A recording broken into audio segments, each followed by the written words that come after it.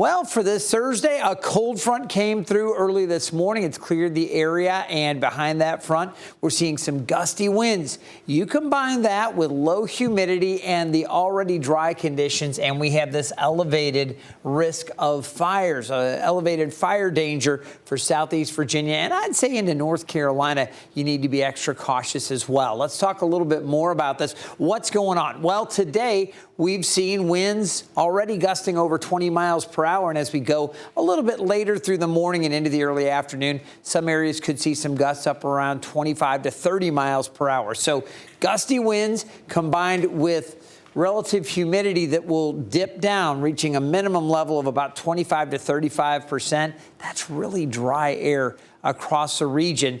And, you know, it's just one of those things where if you do get an ignited fire, it could become very difficult to control or contain, and they can spread pretty rapidly. So again, no fire watches or warnings at this point, but we do want to let you know we have an elevated risk for fire danger. Now we'll take a look at the winds, and again, this was projected by models around 11 o'clock or so this morning. We'd see winds gusting close to 27 at Norfolk, maybe 25 around Virginia Beach. We've already seen some gusts there early this morning at Oceana, and into the afternoon, it's still going to be pretty breezy. Although eventually, as we go past 1 or 2 o'clock, things will start to ease a bit. Still breezy around Melfa through 4 and 5 o'clock. As we head through the evening and into tomorrow, things will settle down.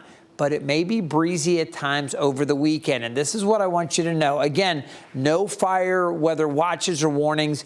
But look at this. We've had 3 really warm days, and we're going to be close to average for today, Thursday, and Friday. Then temperatures back above average on Saturday. So with another front coming through and all of the dry weather we've had since the 2nd of October, we have been dry at Norfolk International. We're talking 3 weeks and counting.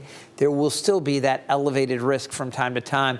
Bottom line, use caution and really be careful with where you discard matches and cigarettes. And if you're operating hot machinery, maybe yard equipment or whatever, make sure you watch all of that. You certainly wouldn't want any sparks possibly igniting a fire.